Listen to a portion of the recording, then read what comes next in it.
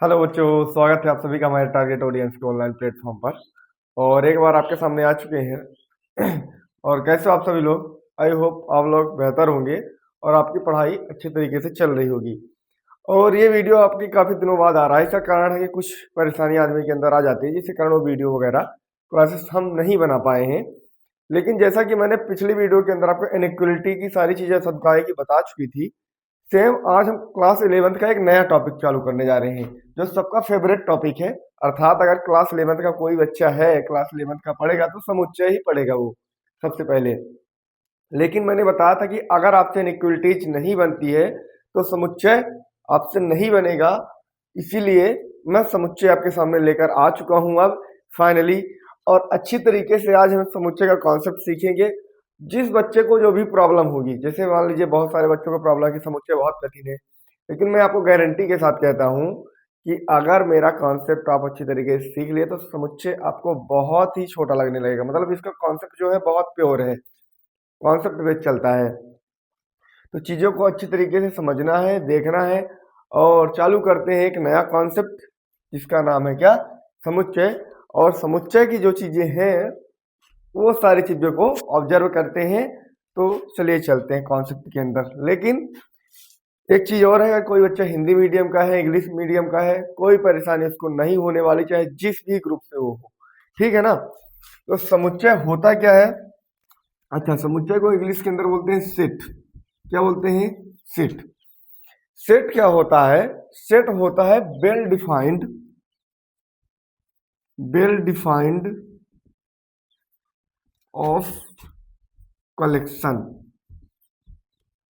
इसको हिंदी में अगर मैं बोलूं तो हिंदी में होता है सुपरिभाषित अवयवों का संग्रह। क्या होता है? सुपरिभाषित अवयव का संग्रह। अगर मैं हिंदी में बात करूं तो हिंदी में होता है सुपरिभाषित अवयव का संग्रह। और इंग्लिश में बात करूं तो वेल डिफाइंड ऑफ कलेक्शन। अच्छा, यह डिनोटेड कैसे कि सुपरिभाषित का मतलब होता है जो एक सुपरिभाषित हो, मतलब वेल डिफाइंड हो। चीजों को अच्छी तरीके से समझाएंगे। अच्छा, इसको डिनोटेड कैसे किया जाता है? डिनोटेड का मतलब ये होता है कि परिभाषित। डिनोटेड डिनोटेड डिनोटेड का मतलब होता है परिभाषित।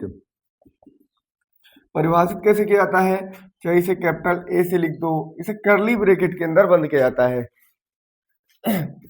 अच्छा, कैपिटल ए लिख दो, कैपिटल बी लिख दो, कैपिटल सी लिख दो, कैपिटल डी लिख दो, कोई दिक्कत इसमें नहीं है। हाँ, अब इसको लिखा कैसे जाता है? जैसे मान लीजिए कैपिटल ए बराबर लिख सकते हैं, इसको करली ब्रैकेट के अंदर रख सकते हैं। करली ब्रैकेट का मतलब होता है 1 2 3। और ये क्या होते हैं? ये नंबर ऑफ एलिमेंट। तो ये जो नंबर ऑफ एलिमेंट होता है, नंबर ऑफ एलिमेंट, एलिमेंट मतलब इसका मतलब होता है अवयवों की संख्या। अवयवों की संख्या जो बराबर होती है वो होती है कार्डिनल नंबर। क्या होता है? Cardinal number. अच्छा, कार्डिनल नंबर का हिंदी इंग्लिश दोनों एक होता है, लेकिन कार्डिनल नंबर का हिंदी भी एक होता है क्रमवाचक संख्या। क्रमवाचक संख्या। क्रमवाचक संख्या का मतलब जो नंबर ऑफ एलिमेंट, इसमें नंबर ऑफ एलिमेंट कितने हैं? 1 2 3 है। तो नंबर ऑफ एलिमेंट हमेशा क्या होता है? एक क्रमवाचक संख्या होती है। क्लियर चीजें? ठीक। अब इसके अंदर अगर किसी सेट का किसी एलिमेंट के साथ अगर है, मतलब किसी समुच्चय का किसी अवयव के साथ संबंध देखना हो, संबंध देखना हो तो किसी समुच्चय का किसी अवयव के साथ, किसी सेट का, ये समुच्चय का मतलब सेट और ये अवयव का मतलब एलिमेंट, तो वहां पर दो साइन लगाते हैं, एक ये साइन और एक क्या होता है? ये साइन। इन दोनों का मतलब क्या होता है? इन दोनों, इसका मतलब होता है बिलोंग टू, बिलोंग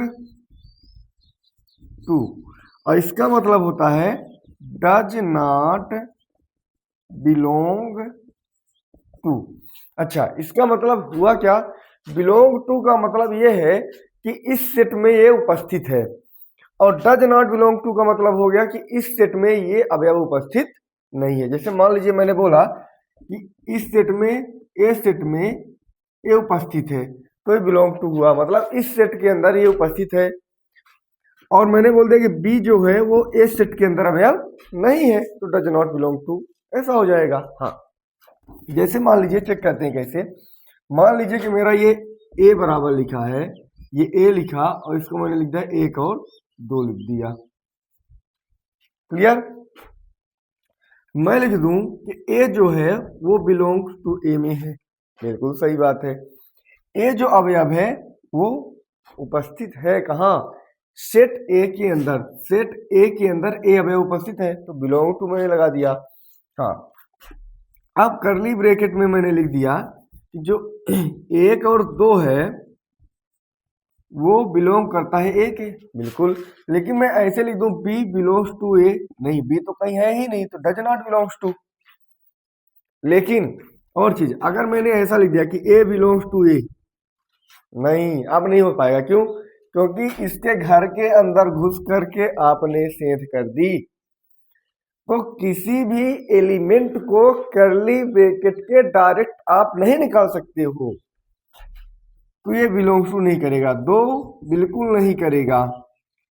हाँ, ऐसा हो सकता है कि 1 और 2 बिलोंग्स कर जाएं ए के साथ, बिल्कुल ऐसा हो सकता है, बिल्कुल 100% ऐसा हो सकता है कि 1 और 2 इस करली ब्रैकेट के साथ बिलोंग करेंगे, नहीं तो बिलोंग नहीं करेंगे। क्यों? क्योंकि आपने उसके घर में जाकर सेध कर दी, आपने उसके घर में जाकर क्या कर दी? सेध कर दी। हाँ, ये चीजें हुई। अब आपको ये चीज देखना है कि किसी सेट के साथ सेट का संबंध क्या होता है। मतलब किसी समुच्चय के साथ समुच्चय का संबंध, किसी समुच्चय के साथ समुच्चय का क्या संबंध होता है। मतलब इस सेट के साथ इस सेट का क्या संबंध हो सकता है। अगर किसी सेट के साथ सेट का संबंध देखना है तो आप सुपर सेट का प्रयोग करते हैं। ये है सब सेट। ये क्या होता है? सब सेट। ये होता है सब सेट। अगर किसी सेट के साथ सेट का संबंध आपको देखना है तो आप सब सेट का प्रयोग करेंगे। कैसे? जैसे मान लीजिए मैंने ये ए बराबर लिखा, ए और 1 2। अगर किसी करली ब्रैकेट में एक ब्रैकेट और लगा दो तो सेट बन जाएगा। कैसे? अगर किसी करली ब्रैकेट, जैसे मान लीजिए ए लिखा ना, तो ये करली ब्रैकेट में एक ब्रैकेट आप और अगर ऐसा लगा दो तो इस सेट का इससे संबंध हो जाएगा। तो ये सेट का इस सेट से संबंध हो जाएगा, तो इसके बीच में कौन सा साइन लगेगा? सब सेट का साइन लगेगा। कौन सा साइन लगेगा? सब सेट का साइन लगेगा। जैसे मान लीजिए ये मैंने क्या बोला कि एक करली ब्रैकेट अगर है, एक करली ब्रैकेट है और वो करली ब्रैकेट में एक और करली ब्रैकेट आप लगा दिए तो ये सेट का सेट के साथ संबंध हो जाएगा और इसको बोल देंगे सबसेट बोल देंगे। क्लियर चीजें आ गई होगी आपकी समझ में। तो किसी सेट का सेट के साथ में संबंध क्या होता है? सबसेट होता है। कैसे होता है? अगर एक करली ब्रैकेट है, उस करली ब्रैकेट के अंदर एक और आपने करली ब्रैकेट लगा दिया, तब क्या बन जाता है? वो सेट बन जाता है। और सेट के साथ सेट का संबंध क्या होता है? सबसेट हो जाता है। क्लियर चीजें? ठीक है, तो इतनी चीजें आपको क्लियर हो गई होंगी अच्छी तरीके से। लेकिन कुछ नंबर फिक्स होते हैं, जैसे सेट में कुछ नंबर फिक्स होते हैं। जैसे मान लीजिए प्राकृत संख्याओं का सेट होता है, पूर्ण संख्याओं का सेट होता है। तो कैसे होता है वो भी चीजें देखते हैं।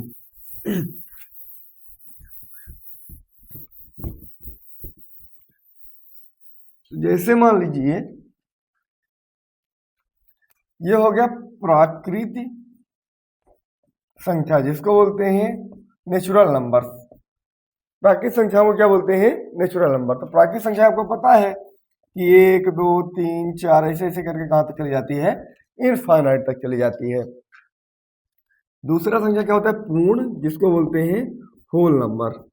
ये क्या होता है? ये भी वही चीज होता है, लेकिन इसमें क्या आ जाता है? 0 से लेके इनफाइनाइट। 0 रहता है, 1 रहता है, 2 रहता है, 3 रहता है, 4 ऐसे ऐसे करके कहाँ तक? इनफाइनाइट तक होता है। लेकिन अगला क्या होता है? पूर्णांक। पूर्णांक को बोलते हैं जेड या आई से प्रकट करते हैं। जेड आई का मतलब होता है इंटीजर फंक्शन। क्या बोलता है? इंटीजर फंक्शन होता है। पूर्णांक में आपको पता है कि माइनस इनफाइनाइट से लेके प्लस इनफाइनाइट होता है। यहाँ पर 0 होता है, यहाँ पर 1 होता है, 2 होता है, 3, और यहाँ पर -3 -2 -1 ऐसे होता है। ये चीजें होती है। अब चौथी संख्या क्या होती है आपकी? चौथी संख्या रियल नंबर्स। क्या बोलते हैं? वास्तविक संख्या। रियल को क्या बोलते हैं? वास्तविक संख्या। वास्तविक संख्या। हाँ, रियल नंबर भी क्या होता है? माइनस इनफाइनाइट से लेके प्लस ही इनफाइनाइट होता है। लेकिन इसमें और इसमें दोनों में डिफरेंस क्या है? इसमें और इसमें डिफरेंस ये है कि रियल नंबर में क्या आता है? 0.1 भी होता है, 0.2 भी होता है, 0.3 भी होता है। तो रियल नंबर्स में क्या होता है? रियल नंबर में माइनस से लेकर प्लस तो होता है, लेकिन दशमलव वाली संख्याएं भी होती है। चौथा नंबर क्या होता है? सी, और सी को बोलते हैं कॉम्प्लेक्स नंबर या सम्मिश्र संख्या। कॉम्प्लेक्स नंबर या फिर सम्मिश्र संख्या बोला जाता है। ठीक। अब इसमें दो प्रकार की रियल नंबर्स में आपको पता है कि दो प्रकार की संख्याएं होती हैं। रियल में कितना होता है? दो प्रकार के। एक क्या होता है? परिमेय, और एक क्या होता है? अपरिमेय। तो परिमेय क्या होती है? P/Q, लेकिन Q बराबर नहीं होना चाहिए क्या? 0 के। अपरिमेय क्या होती है? P/Q के फॉर्म में नहीं लिखी जाती, अर्थात √2, √5, √7, √11। लेकिन पाई क्या है? पाई अपरिमेय क्यों? पाई/7, जिसका मान है 3.14। तो पाई भी क्या हो जाएगी? अपरिमेय संख्या हो जाएगी। सेम चीजें इस तरीके से आपको समझना है, लेकिन चीजों को समझने के लिए आपको बढ़िया तरीके से सारी चीजों को, जितनी चीजों को मैंने आपको बता दिया है, उन चीजों को आपको समझना है। ठीक है ना? तो अब ये चीज हम सीखेंगे कि अच्छा, वेल डिफाइंड संग्रह क्या होता है। एक बार चीजों को और समझते हैं। जैसे मान लीजिए, इतनी चीजें आपको बहुत इंपॉर्टेंट है। जितनी चीजें हम आपको बता दें, इतनी चीजें आपको बहुत इंपॉर्टेंट है। इतनी चीजें आपको नोट्स में लिख लेना है और समझना है। बकाया हम प्रैक्टिस किया देते हैं। जैसे मान लीजिए, कक्षा में लड़कों का संग्रह, लड़कों का संग्रह या फिर लड़कियों का संग्रह। तो कक्षा में लड़कों का संग्रह क्या हो सकता है? ये क्या है? समुच्चय है। लेकिन मैं बोल दूं कि खिलाड़ियों, बेहतरीन खिलाड़ी, अच्छे खिलाड़ियों का संग्रह, अच्छे खिलाड़ियों का संग्रह। तो मान लीजिए अच्छे खिलाड़ियों का संग्रह पॉसिबल है। आज मान लीजिए कोई बड़े, जैसे मान लीजिए पहले सचिन तेंदुलकर अच्छा खिलाड़ी था, विराट कोहली है, रोहित शर्मा अच्छा खिलाड़ी है। तो खिलाड़ियों का संग्रह पॉसिबल नहीं है। जैसे प्राकृतिक संख्याओं का संग्रह, प्राकृतिक संख्याओं का संग्रह, तो ये क्या है? बिल्कुल समुच्चय है। बोल सकते हैं कि प्राकृतिक संख्याओं का संग्रह आपको पता है, मैंने बता दिया है। सेम बोल सकते हैं। जैसे मान लीजिए मैंने बोल दिया कि किसी विद्यालय में